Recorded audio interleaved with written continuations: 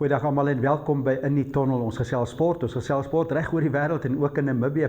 Selfs met die sportmanne en die sportvroue en die afrigters, ons hoor wat sê hulle, so dit is altyd lekker om te hoor wat gebeur reg oor die wêreld in die wêreld van sport. Ons gaan eers kyk internasionaal en dan gaan ons ook kyk wat in Namibië alles gebeur. Die hele groot sporte in die rugby wêreld ook, die Bokke teen Ierland, dit is ene wat almal oor na uitsien. Ons gaan hoor wat sê Rassie Erasmus. Hy gaan ook sy mening gee na die afrigter van Ierland, Andy Farrell. So dit is lekker om hulle mening te hoor. Dan die Premier Liga sokker gaan voort. Twee afrigters wat hulle mening gee, Ruben Amorim van Manchester United en ook Scott Parker. Hy is van Burnley, hulle het 'n moeilike wedstryd teen Chelsea. En dan Formule 1, dis weer seker tyd, die vinnige motors, hulle jaag weer in Las Vegas. Dit is Sondag, nog 3 van die Grand Prix wedrenne oor en MW Welman gaan weer saamgesels en vir ons vertel wat ons alles te wagte kan wees. En dan nog cricket, groot cricket die naweek. Die Proteas speel en dan die reeks om die asse ook. Dit is Australië teen Engeland en dit is Ben Stokes wat ook sy mening daar gaan gee. So dit is alles lekker cricket en sport reg oor die wêreld waar ons gaan kyk. Maar spring af, ons draf hier uit die tunnel uit, ons spring weg met die rugby eerder. Dit is internasionale rugby. Daar's 'n paar wedstryde Saterdag. Georgië speel teen Japan. Dis al 2 uur en dan Wallis teen Nieu-Seeland. 'n Moeilike ene vir Wallis natuurlik. Nieu-Seeland wat verloor het teen Engeland. Hulle sal wel beter vaar. 10:05 is hy afskoptyd. En dan die grote Ierland teen die Springbokke, dit is 20:08 die afskoptyd Namibiese tyd.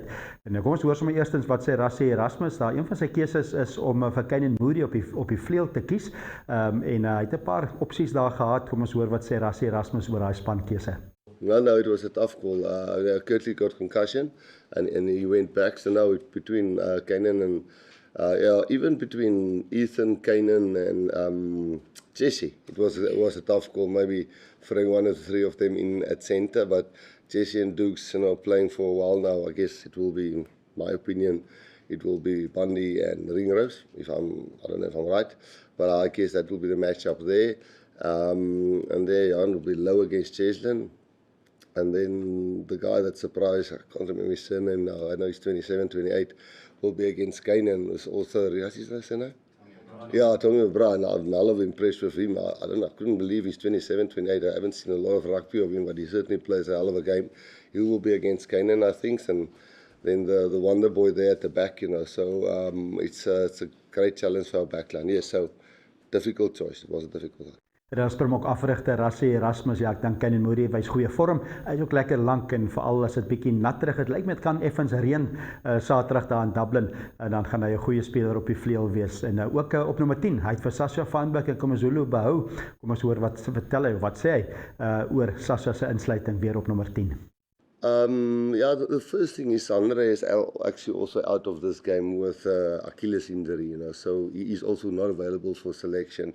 But I'm not saying we were going to select him. I'm not using that as an excuse. I think we would have selected Mani and Mani on the bench with Grant and Sasha starting. And I think Andre understands at 31. I mean, Johnny played till he was 38. So Andre knows he's got another World Cup in him.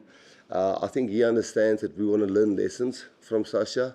Every game, playing in France there under the pressure, that's a different thing. Playing here on Saturday with Zombie playing, him understanding that bit of pressure that comes with that.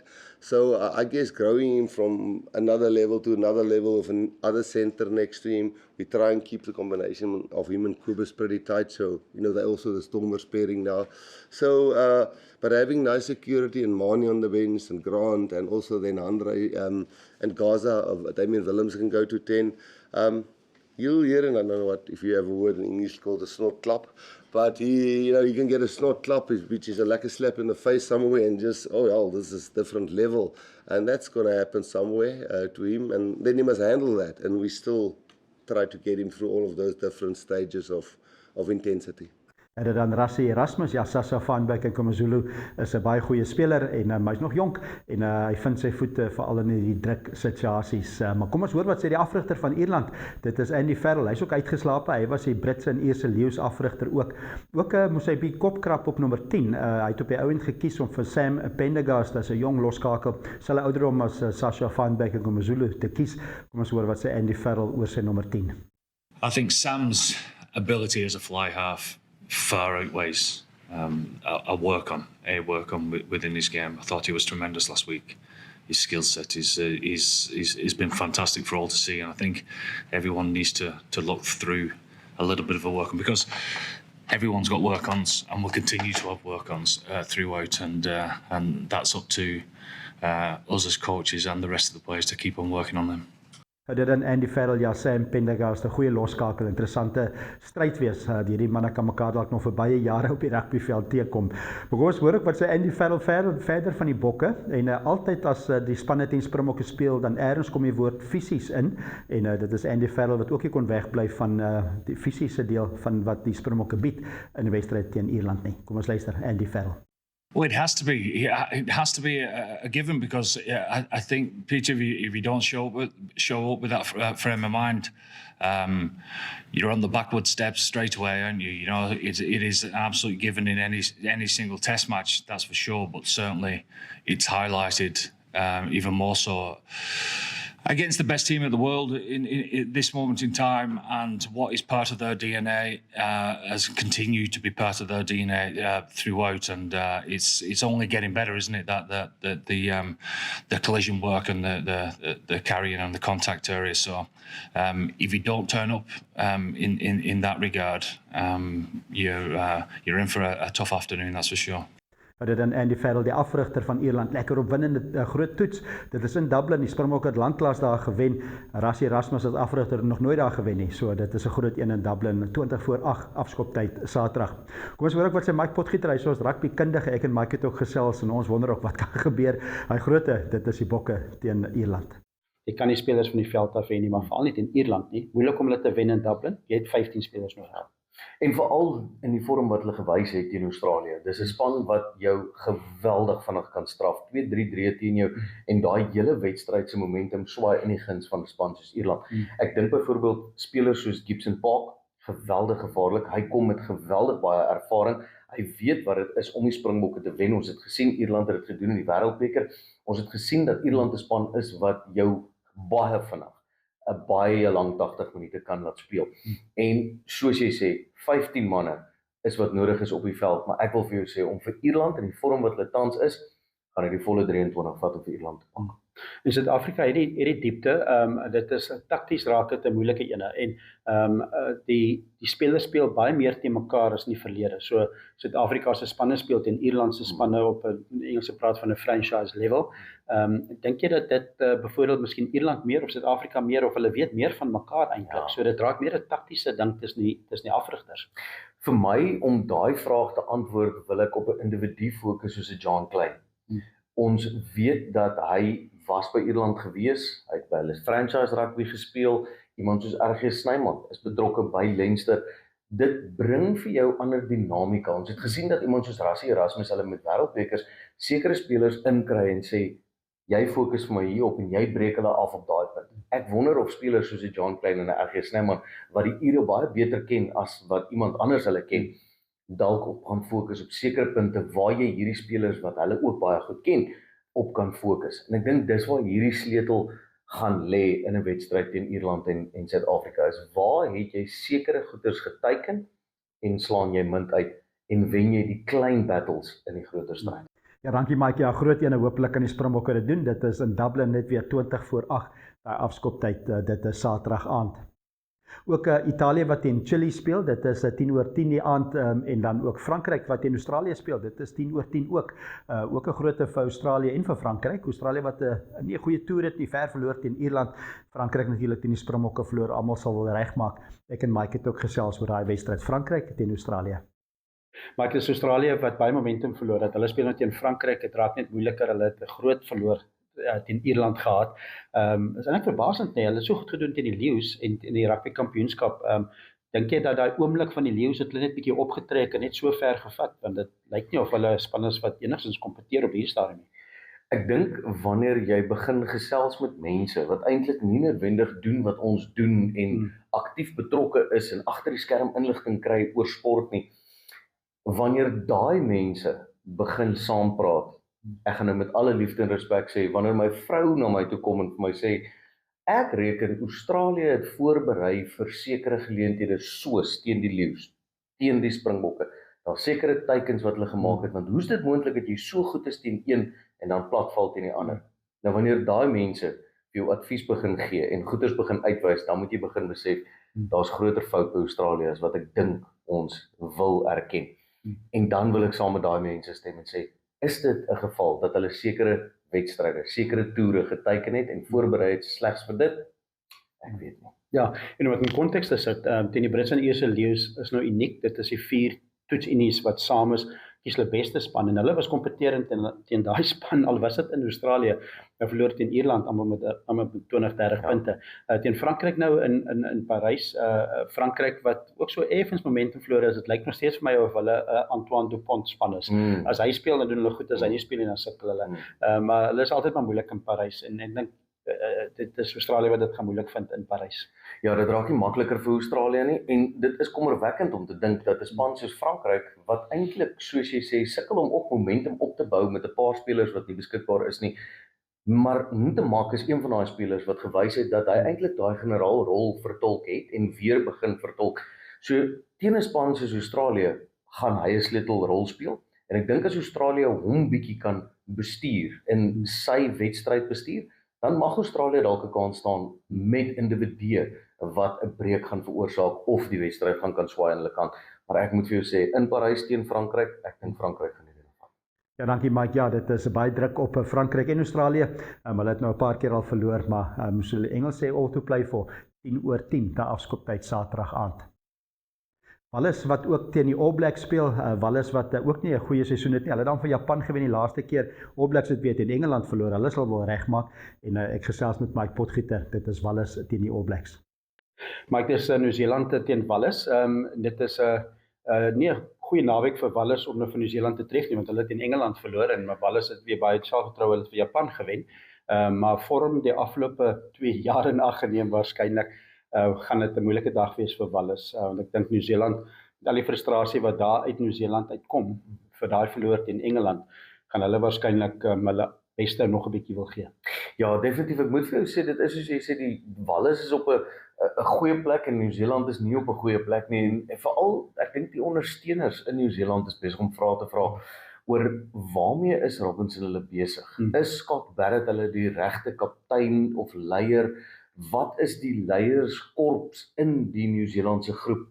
En is dit die regte groep om aan te beweeg en voor te berei vir 2027? Ek dink met 'n uitslag soos wat nou die afgelope naweek in Engeland en word daai vrae nog groter en nog meer en nog harder.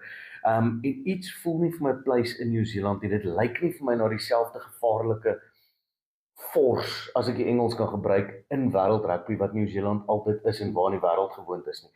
Daarteen wil ek sê, Wallis het gewys dat hulle is besig om dinge nou reg te trek en hulle wel een uitslag nou seker nie die regte woorde is om te sê dinge is besig om reggetrek te word nie, maar Wallis het vir my indrukwekkend gelyk teen 'n span soos Nieu-Seeland.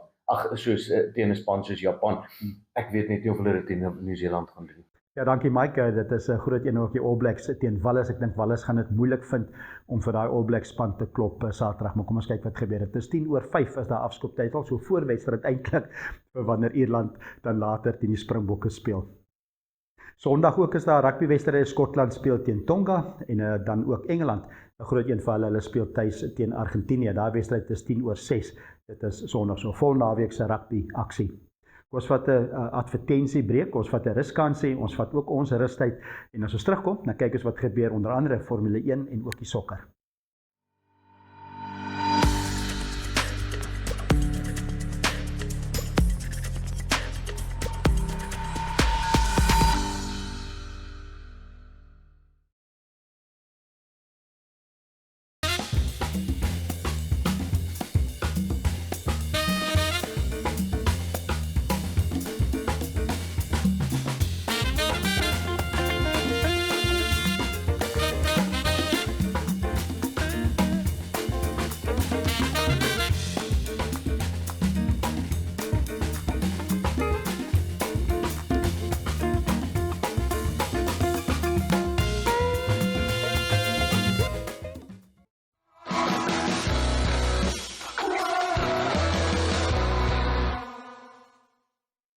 Welkom terug by in die tunnel. Ons gesels lekker sport wêreldwyd. Ons het nou na die rugby gekyk. Daar's nog lekker vinnige motors, Formule 1 en sokker om na uit te kyk. Onder andere ook 'n bietjie cricket waaroor ons gaan gesels. Kom ons gaan vinnig na die Formule 1 Las Vegas. Daar's nog net 3 oor. Las Vegas is Sondag, dit is in Amerika natuurlik. Lando Norris loop voor 390 punte, hy het al 7 keer gewen, 17 keer op die podium. En dan Oscar Piastri ook van McLaren 366 punte, 24 agterom. Hy het ook 7 keer gewen, maar hy het net 14 keer wat hy op die podium was. En Max Verstappen 341 met 5 wenne in die 3de plek. So dit is baie naby vir die twee McLaren manne. Ek dink een van hulle twee gaan wen. Lando Norris die gunsteling op hierdie stadium. En so ek sê, daar's nog net 3 wedrenne wat oor is. McLaren het klaar die vervaardigers gewen en Mercedes-Benz, Red Bull en Ferrari veg daar vir die 2de plek. Nou kom ons luister wat sê MW Welman. Hy is ons kundige op die vinnige motors Formule 1. Hierso is MW Welman. Larry, ja, 3 wedrenne oor, kan jy glo. Van 24 is 21 al verby en die laaste 3 is sommer een nou in mekaar. Elke naweek vir die volgende 3 weke het ons 'n Formule 1 wedren en dinge is op 'n mespunt gebalanseer. Oscar Piastri was loshande voor in die wêreldkampioenskap na die winterbreek en ergens het hy die klits kwyt geraak. Lando Norris het hom intussen verbygevat. Max Verstappen is nie te ver agter hom nie. Lando lyk natuurlik of hy die gunsteling is om hierdie jaar die kampioenskap te wen, maar niemand kan ooit vir Max Verstappen afskryf nie. Oscar is maar sy 3de jaar in Formule 1. Ek weet nie of hy noodwendig so goed hiervan afkom nie. Ek weet 'n jaar se selfvertroue is nogal 'n belangrike ding en ek dink sy selfvertroue het nogal 'n bietjie van 'n knou weg hier. So ja, eerste wedren in die beurt, hier naweek die Las Vegas Grand Prix, 3de keer wat hierdie wedren aangebied word. Die glans en die glorie, al die liggies en al die drama, al die casinos. En interessant genoeg, Las Vegas is nogal afhanklik van hierdie wedren want lyk my toerisme is baie af daar in Amerika. So hulle wil graag hê dit moet 'n sukses wees, vir dit 'n uitdaging maak is die feit dat dit so laat in die jaar is. Natuurlik al baie koud daar in die noorde en natuurlik dan vind die wedren nog in die nag ook nog plaas. Die grootste uitdaging is om die motor se bande op temperatuur te kry. Laas jaar het ons gesien hoe sukkel hulle kon dit eenvoudig nie reg kry nie. Wat dan gebeur, die bande begin wat hulle noem grain en hulle begin probleme gee. Kom ons bestel dit maar kortliks so en dan moet hulle die bande meer as verwag vervang en dit maak natuurlik gevaarlik ook. Hulle kan baie maklik in 'n muur vasry, is natuurlik 'n straatbaan hierdie. So daar's baie op die spel. Pirelli het probeer om hierdie probleem te voorkom. Hulle het hulle sagste moontlike bande gebring, die C3, die C4 en die C5. C5 is die sagste. En die rede hoekom dit is dat hulle word makliker warm. Maar met hierdie buitengewoon koue temperature in die nag onder die ligte gaan dit net maar 'n eenvoudige uitdaging bly. Ons weet die twee McLaren jaars hou van verskillende motors. Soos Oscar hou van 'n motor wat 'n bietjie meer gly, Lando is meer akkuraat, Max natuurlik maak ook waar hy ry nie. Hy is altyd op sy stukke. So ek weet nie, ek sien baie uit na die laaste 3 wedrenne. Volgende naweek is die Qatar Grand Prix en daar's natuurlik ook weer 'n naalren of 'n sprintreis wat 'n paar ekstra punte kan kom. Lando Norris kan nie hierdie naweek die kampioenskap wen nie, maar hy kan baie naby daaraan kom om dinge soort van te finaliseer. McLaren is egter nie baie goed op hierdie baan nie. Laas jaar het hulle ook maar lekker gesukkel en Lando het na die Brasiliaanse Grand Prix wat hy gewen het, baie duidelik gemaak dat hy glad nie uitsien na die Las Vegas Grand Prix nie. Hy vermoed dit gaan nie met McLaren glad nie pas nie. Het ook nie in die verlede nie. En natuurlik wat die ander spanne betref, Ferrari het 'n bietjie interne drama, wat's nie, altyd interne drama. Die baas by Ferrari wat vir Lewis Hamilton en Charles Leclerc gesê het hulle moet bietjie stil bly en konsentreer op bestuur. Ja, dis natuurlik nie die beste manier om 'n jaar se ego te bestuur nie, maar dit seker maar daai lesie nog leer. Natuurlik Red Bull, Max soos ek sê, reeds nog altyd in die jag om daai kampioenskap te wen. Maar ek vermoed dat hierdie naweek gaan 'n lekker opwindende wedren wees. Bietjie vroeër, 2 ure vroeër is gewoonlik. Dat beteken ons moet 'n bietjie vroeër opstaan sonoggend om by die wedren te kyk. Maar nog steeds opwindend en ek hoop nou maar dat Lando Norris die ding kan klaar kry en wen. Ek is nou maar eenmaal 'n McLaren ou, of dit nou Lando of Oscar is, maak nie regtig vir my saakie. Ek sal graag wil sien dat een van hulle die twee wedren wen. Okay, Ari, dankie. Terug na jou. Ja, dankie MW. Ja, lekker vooruitsig. Dit is die Las Vegas Grand Prix. Interessant wees om te sien van daai McLaren manne hoe hulle gaan vaar. Natuurlik 'n straatwedren. Dit is Las Vegas. Die eerste keer al onlangs in 2023 daar gejaag 6,2 km is daai straatwedren en is anti-kloks gewys 17 draaie en hulle ry 50 rondes totaal van 309 km. So is 'n lekker vooruitsig. Dis die Las Vegas Grand Prix wat dan natuurlik 'n Sondag gaan plaasvind. En kos wat advertensiebreek en as ons terugkom, dan gesels ons Engelse Premier Liga sokker. Save the date for November 26, 2025, when all registered voters head to the polls for the regional councils and local authorities elections. Your voice matters, and your vote is your voice. Head to your nearest polling station and elect your leaders. Remember, every vote counts. Get involved. Put your voice in the box. Vote on November 26, 2025. Wild and free, so it feels so sweet, makes me feel like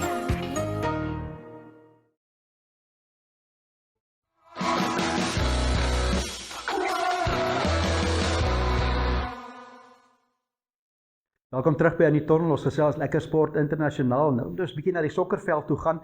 Dit is weer sulke tyd. Daar was eers 'n ruskansie geweest met internasionale sokker. Altyd baie belangstelling. Kan nie glo as al die 12de ronde wat die komende naweek plaasvind. Arsenal loop voor. 11 wedstryde gespeel, 26 punte. Almal het 11 gespeel. Manchester City in tweede plek met 22 punte. Chelsea het 20 en dan Sunderland verrassend in die vierde plek met 19 punte. En dan is daar 5 spanne wat 18 punte het en dit is Tottenham Hotspur, ook Aston Villa, Manchester United, Liverpool en Bournemouth. So baie naby aan mekaar en 'n baie interessante wedstryd die komende naweek. Maar kom ons kyk wat gebeur die komende naweek. Dis sommer eerstens 2:30 al is dit Burnley wat tuis speel teen Chelsea. Burnley tans 10de of 17de met 10 punte en Chelsea natuurlik derde is met 20 punte. Ons hoor wat sê Scott Parker. Hy is ook 'n voormalige speler, hy weet wat hy doen en vir hom is gevra wat dit vir hom beteken as hulle vir tuis vir 'n span soos Chelsea kan klop. Hierso is Scott Parker. That'd be massive for us. And look, we, as always, like we have done throughout this season, for at times all our mistakes or at times a poor result here and there, there's one thing about this team, and this team are absolutely 100% committed. Have got real quality, and we've shown that. And whether it was Chelsea or wherever it will be this week, we're going into this game trying to get a result out of it, and it will be a massive lift. Of course it will, and that's the aim this weekend as well. Dit is afrigter Scott Parker van Burnley. Moeilike wedstryd vir hulle, maar tuis het jy altyd 'n kans, 'n groot wedstryd teen Chelsea. Ander wedstryde Saterdag is Bournemouth teen West Ham, dit is 5:00. Brighton teen Brentford ook 5:00 en Fulham teen Sunderland. En dan Liverpool wat die verdedigende kampioen is, hulle speel tuis teen Nottingham Forest, dit is 5:00 die middag. Wolverhampton teen Crystal Palace en Newcastle, hulle speel tuis teen Manchester City. Moeilike wedstryd, daai afskop is 7:30. Dit is Saterdag en dan Sondag ook 2 wedstryde. Dit is Leeds United wat speel teen Aston Villa en dan Arsenal wat speel teen Tottenham Hotspur. Dit is 6:30 en dan die laaste ene van die ronde 12 is 'n Maandag, Manchester United teen Everton en dit is 10:00 die aand. En al die sport van die naweek is daarom nog Maandag ook nog sport om na te kyk. Maar ons hoor gou vinnig wat sê Manchester United se afrigter, dit is Ruben Amorim. Manchester United doen goed, maar hulle sukkel met hulle verdediging, staan baie doele af. Hierso is Ruben Amorim.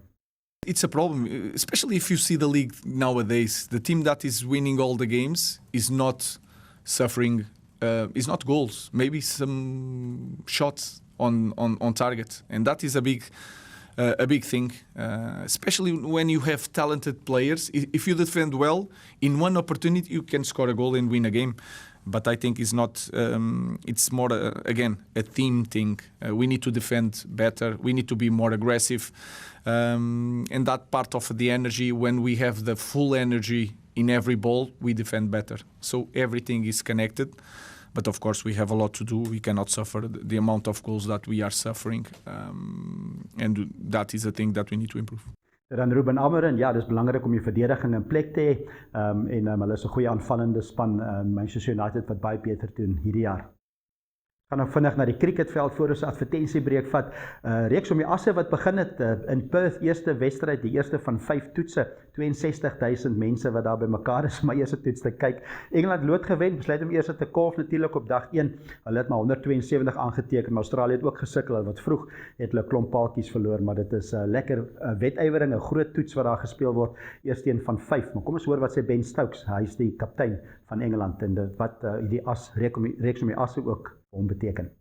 Coming to Australia, playing against Australia, and just they're a seriously good team, and you know everyone's, including myself, including the team, and all you guys know that the record of England, you know, over the history of Ashes series in Australia isn't the best, but you know we've got an opportunity here over the next 2.5 months to sort of, you know, write our own history. We've obviously come here with the goal, and that goal is to get on that plane mid-January, returning to England, being Ashes winners.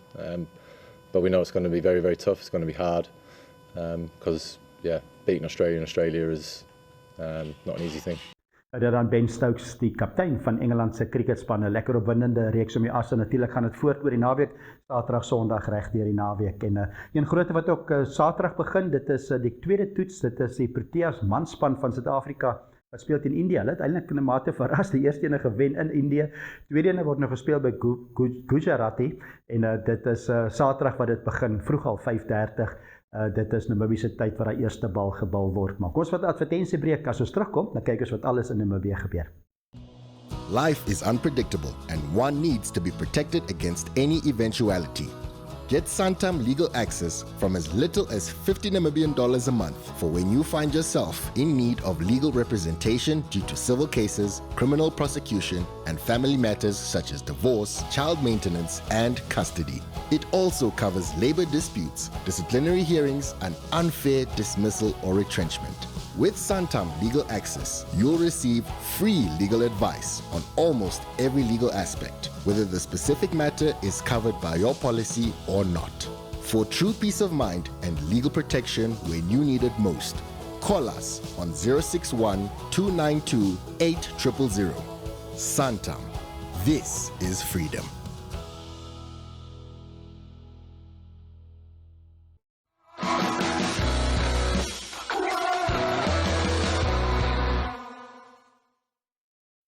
Welkom terug by die Tunnel, ons gesels sport internasionaal, maar ook in Namibië. Ons gaan kyk wat in Namibië gebeur. Eerstens gaan ons na die cricketveld. Daar's twee lekker groot semifinale. Dit is die T20 Premier Liga wat gespeel word. Albei is daar by Wanderers se veld. Die eerste een is al vroeër die oggend 9:00 en dit is nommer 1 nommer 4 wat teen mekaar speel op die ranglys. Dis Strathclyde United wat speel teen APS Wanderers en dan ook later die middag is dit 2:00. Die volgende wedstryd op dieselfde veld is dit dan ATG VS Oudboys wat speel teen CCD Tigers en die wenners van daai wedstryd natuurlik twee semifinale gaan Sondag in die eindstryd speel. Dan ek vir die fikse atlete padwedlope by Walvis Bay. Dit is die Rongo Red se halfmarathon, altyd lekker opwindend, maar daar's ook 'n opsie vir 'n 5 km of 'n 10 km, maar die 21.1 km is daar by Walvis Bay van Lagoon. So dit is van 7:00 die oggend is daai wegspring. Dis lekker opwindend die halfmarathon wat daar in Walvis Bay plaasvind. Van die atlete wat nog in Windhoek is, wat nie daar kan wees nie, daar's ook Windhoek City Runners en NMC. Hulle het ook eintlik 'n korter afstande wat hulle daai het. Hulle het 'n 10 km, ook 'n 15. Daar's ook 'n halfmarathon 21.5 wat ook gehardloop kan word 5:30 daar in Olympia waar die manne kan wegspring vir daai lekker padwedlope vir die lang asems. Dan ook golf, daar's groot golf by Windhoek buiteklap. Dit was die afgelope naweek die klapkampioenskappe by Windhoek, maar nou is dit die Gold Cup. Gold Cup is 'n tradisieryk groot name wat dit al gewen het. Werner Lassen en Adrie Basson weer daar by Windhoek buiteklap kom kyk, kan net so oor kan die badkamers is daar 'n groot bord wat al die wenners op het. Jy kan sien hoeveel keer het Werner Lassen en Adrie Basson al daai toernooi gewen. So is Gold Cup die naweek wat gespeel word daar in Windhoek.